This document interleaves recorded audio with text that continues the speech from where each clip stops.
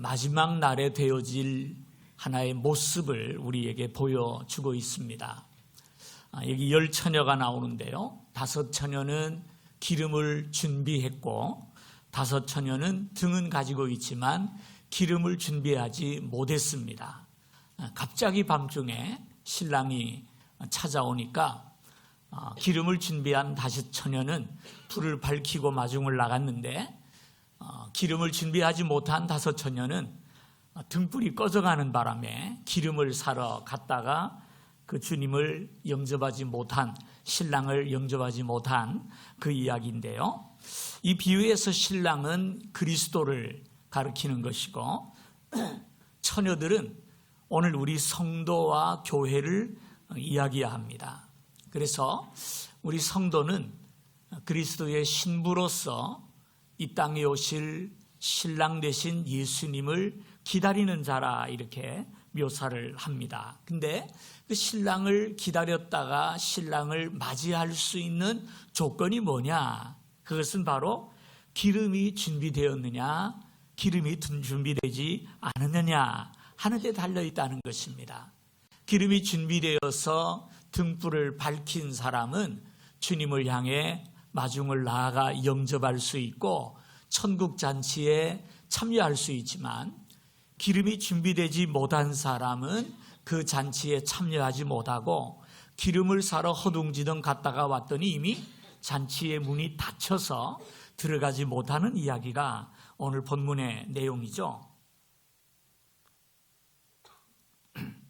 이 본문을 통해 우리가 발견할 수 있는 것은 주님의 재림을 기다리는 우리 성도들에게 기름이 정말 중요하구나라는 것을 발견하게 됩니다. 기름이 없이는 주님을 영접할 수 없고 기름이 없이는 그 천국의 영광을 맛볼 수 없다는 것입니다. 기름이 도대체 무엇길래 그러느냐? 기름을 우리가 좀 생각해 보면 용도가 성경에도 참 다양하게 나와 있습니다. 첫째는 빛을 밝히는 데 기름이 사용되고요. 두 번째 기름은 화장용입니다. 옛날 고대 사회에 보면 신부가 신랑을 맞이할 때 얼굴을 단장하기 위해서 기름을, 요즘 말로 하면 화장을 하는 것이죠.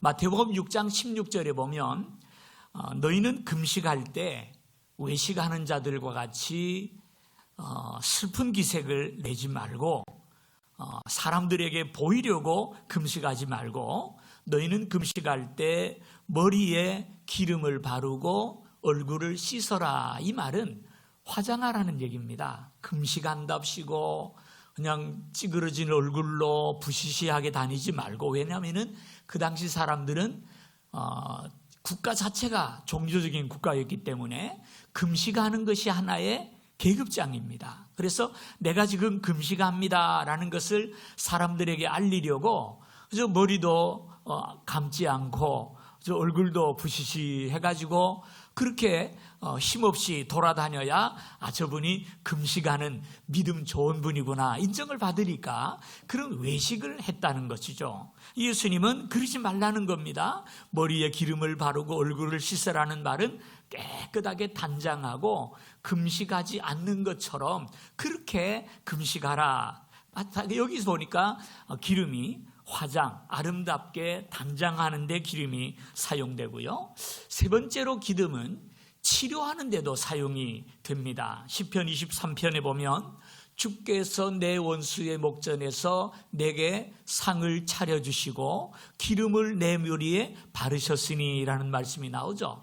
기름을 바른다라는 말은 치료를 얘기합니다. 그 23편이 목자와 양의 관계인데 양이 다른 곳에 병이 많이 들지는 않는데 양이 병이 많이 드는 것이 머리 위라 그래요. 정수리 쪽에. 왜냐하면 사람 같으면 이렇게 파리가 앉으면 쫓아낼 수 있는데 양의 머리에는 기름이 떡이 지고 그 다음에 손이 안 닿으니까 파리들이 와서 알을 까고 도망가는 수가 있대요. 그러면 거기에 구더기도 생기고 병이 생길 때 기름을 부어서 공기를 차단함으로써 그 병을 고치게 되는 것이거든요. 그러니까 이 기름은 치료의 목적으로도 쓰이고, 시편 이사야 1장 5절에 보면 너희가 어찌하여 매를 더 맞으려고 더욱 패역하느냐. 온 머리는 병들었고 온 머리 마음은 피곤하였으며 발바닥에서 머리까지 성한 것이 없이 상한 것과 터진 것과 새로 맞은 흔적뿐이거늘 그것을 짜며 싸내며 기름으로 부드럽게 함을 받지 못하였도다. 이것도 역시 기름이 치료의 용도로 쓰이는 것을 보게 되죠. 야고보서 5장 14절에 보려면 너희 중에 병든 자가 있느냐? 저는 교회의 장로들을 청할 것이요 그들은 주의 이름으로 기름을 바르며 위하여 기도할지니라. 이 기름을 바른다는 것도 역시 치료 목적을 이야기하는 것이죠. 환초에 기름을 바르면서 그들을 위해 기도할 때 주님께서 고쳐주신다라고 말씀을 주셨습니다. 네 번째 기름의 용도가 또 있는데요, 우리가 늘 잘 아는 대로 과거에는 그 용도로 쓰이는지 모르겠습니다만 지금은 가장 많이 쓰이는 것이 기름입니다. 어디다 쓰느냐? 기계에 쓰는 거죠. 기계. 그죠? 기계가 이렇게 돌아가는 톱니바퀴라든지 이 부품이 돌아갈 때 기름을 치지 아니하면 삐그덕삐그덕 소리 얼마가 나냐입니까? 그래서 시편 133편에 보면은 형제가 연합하여 동거함이 어찌 그리 선하고 아름다운고 머리에 있는 기름 곧 보배로운 기름이 머리로부터 어깨를 지나 옷깃까지 내려옴 같다. 다시 말해서 형제들의 모임, 그곳에 있는 그 어떤 그 화목함, 그 속에 기름이 없이는 그것이 이루어질 수 없다는 것입니다. 기름이 떨어진 기계는요 시끄럽습니다. 삐그덕삐그덕 돌아가는 소리가 많아요. 그러나 기름을 잘 넣어놓으면 부드럽게 잘 돌아가고 소리 없이 움직이게 되죠. 마지막 다섯 번째는 기름은 에너지입니다. 동력입니다. 불을 피우기도 하고 그것이 연료로 쓰임받기도 하죠. 사도행전 10장 38절에 보면 하나님이 나사렛 예수에게 성령과 능력을 기름 붓듯 하셨음에 저가 두루다니며 착한 일을 행하시고 마귀에게 눌린 자를 고치셨으니, 이 예수 그리스도께서 그 많은 이적과 능력을 행한 이유는 하나님께서 성령과 능력을 기름 붓듯 부어주셨기 때문이라는 거예요. 주님 안에는 기름이 가득해서요, 어떤 기름입니까? 성령의 기름이 가득하게 될 때 그 많은 능력을 행할 수 있었던 것입니다. 누가복음 14장 18절에 보면 주의 성령이 내게 임하셨으니 이는 가난한 자에게 복음을 전하게 하시려고 내게 기름을 부으사 나를 보내사 포로된 자에게 자유를, 눈먼 자에게 다시 보게 함을, 눌린 자를 자유케 하고 주의 은혜를 전파하게 하려 하심이라 하였더라. 여기 보면은 예수 그리스도에게 기름이 부어질 때 복음이 증거되는 능력이 나타나고 포로된 자에게 자유를 주고 눈먼 자를 보게 하고 눌린 자에게 진정한 자유를 허락해 주는 그런 능력이 주님과 함께 하셨다라는 말씀을 주시고 있거든요. 숨가쁘게 성경을 막 찾아가지고 5가지를 말씀을 드렸는데, 이 기름이라고 하는 것은 우리 인생이 살아가는데, 기계가 움직이는데, 사회가 돌아가는데 꼭 필요한 필수품입니다. 그럼 이 기름이 우리 신앙생활과 무슨 관계가 있길래 기름을 준비하라고 우리에게 강변하는 것일까요? 아까 읽은 성경 가운데도 여러 번 나왔습니다만 이 기름이란 성령과 그 은혜를 이야기하는 것이죠. 성령이 주님께 기름 붓듯이 부어지게 될 때 그 능력이 나타났다고 말씀을 합니다. 마찬가지예요. 이 5가지의 이 기름의 용도는 성령의 역사와 어쩜 그렇게 흡사한지 모르겠습니다.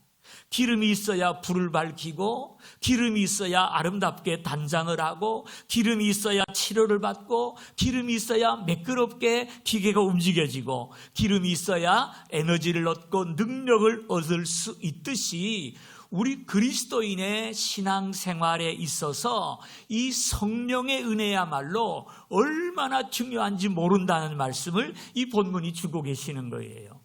성령이 있을 때 우리는 이 땅에 빛과 소금이 되어서 그 사명을 감당해 낼 수가 있습니다. 성령이 우리에게 충만할 때 우리의 모나고 병들고 힘을 잃어버린 심령이 치료를 받을 수가 있어요.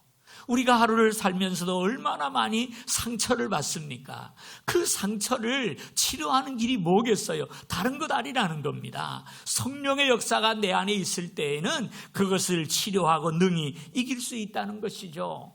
성령의 역사가 있을 때 우리는 연합할 수 있고 함께 주님을 위해서 봉사하며 충성할 수가 있는 것입니다. 여러분, 그렇지 않겠습니까? 성령이 없이, 은혜가 없이 교회가 모이면 거기서 그저 삐그덕거리는 소리가 나고 서로 다투고 비비고 옮기는 거예요. 여러분, 생각해 보세요.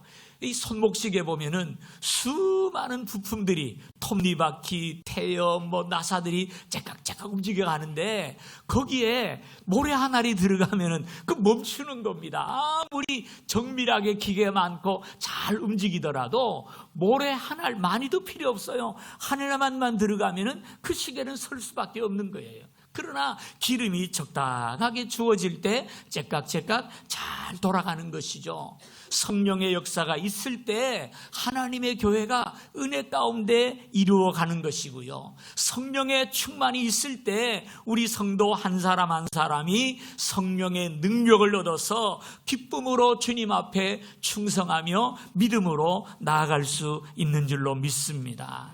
그래서 이 기름이 떨어지면 기계가 멈추듯이 우리 신앙생활에 성령의 은혜가 떨어지게 되면 모든 것이 멈출 수밖에 없어요. 신앙생활도 힘이 되고 성장은 멈추고 봉사생활은 더더욱 어려운 것이죠. 성령 충만하지 못하면 봉사하는 데에도 시끄러워요.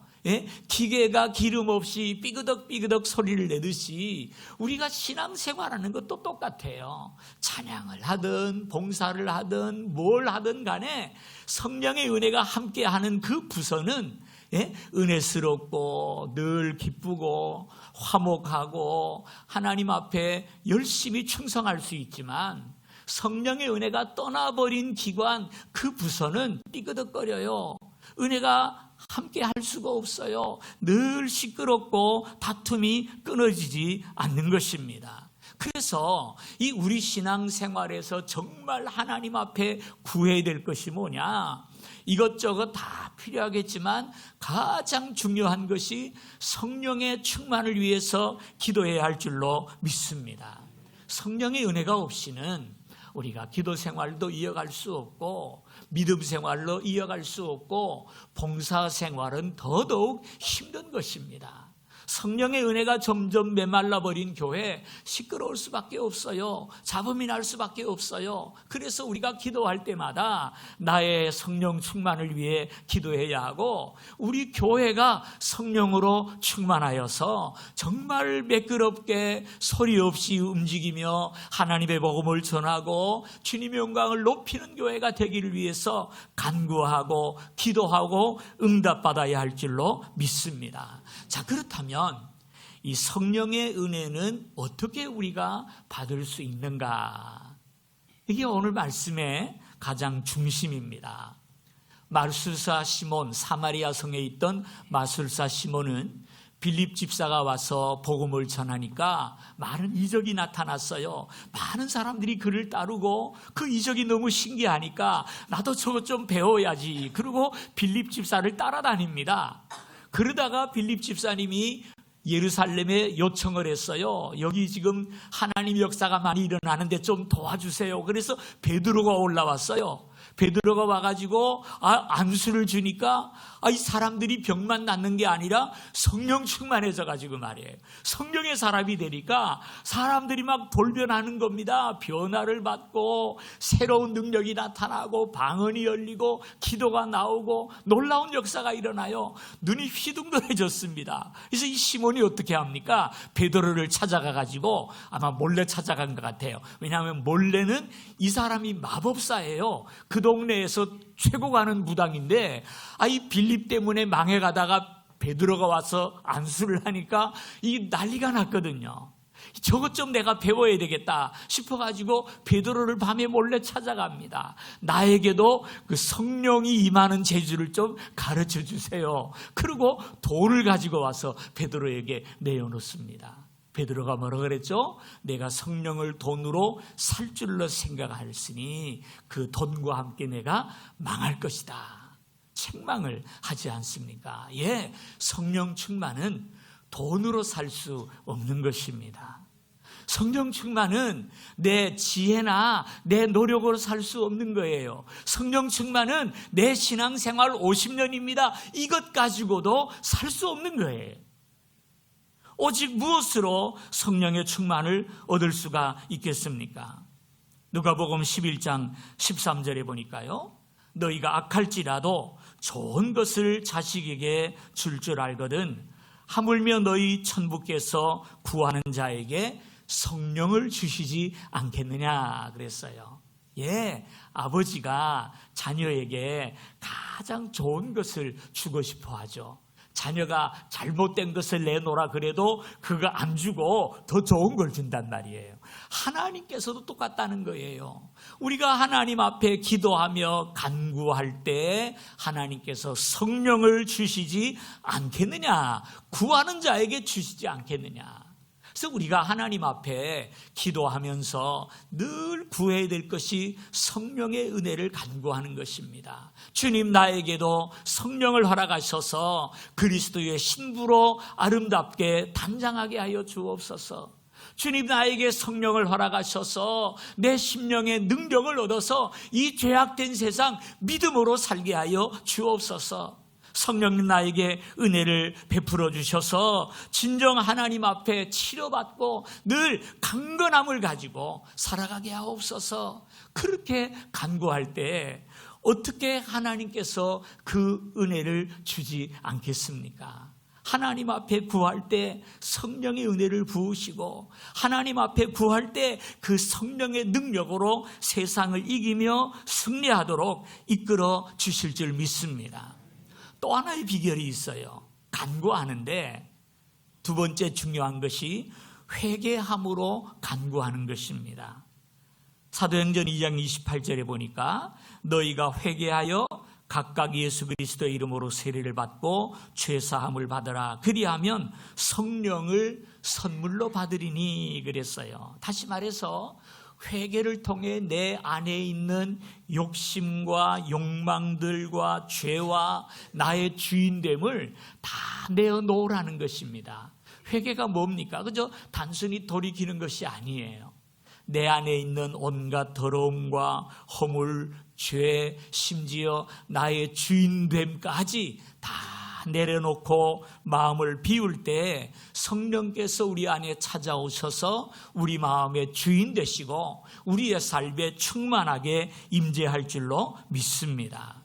어떤 사람이 성령 충만을 달라고 7년 동안을 산에 가서 기도를 했답니다. 여름마다 가서 나무뿌리 붙잡고 성령 충만 달라고 금식하면서 그렇게 기도하는데도 하나님이 성령을 안 주시더래요. 안 주시더래요. 어느 날 금요 기도에 나와가지고 한참 하나님 앞에 기도를 하는데 기도 중에 하나님께서 자신의 모습을 보여주시더래요. 자신의 모습을 보여주는데 큰 가마솥을 걸어놓고는 열심히 불을 떼면서 그걸 끓이느라고 땀을 뻘뻘 빼더라는 거예요. 그래서 도대체 뭘 저렇게 끓이나 하고 봤더니 그 가마솥 안에 온갖 오물들이 가득하게 들어있더라는 거예요. 내가 이거 지금 뭔가 좀 잘못됐나 보구나 곰곰이 생각했더니 자기가 지금까지 구한 것이 결국은 자기 욕심이었지 성령의 다스림을 받겠다는 말이 아니라는 거예요. 어제 말씀을 드린 대로 예수를 왕으로 모시려는 것이 떡을 먹고 배부르려고 모시는 것이지 그분의 다스림을 받고 순종하기 위한 것이 아니더라는 거예요. 그래서 그것을 깨닫고 자신의 오물 같은 욕망, 어떤 그런 자존심, 불신앙 다 내려놓고 하나님 앞에 회개하며 기도할 때 성령의 충만함을 받게 되었다는 그런 간증을 제가 본 적이 있어요.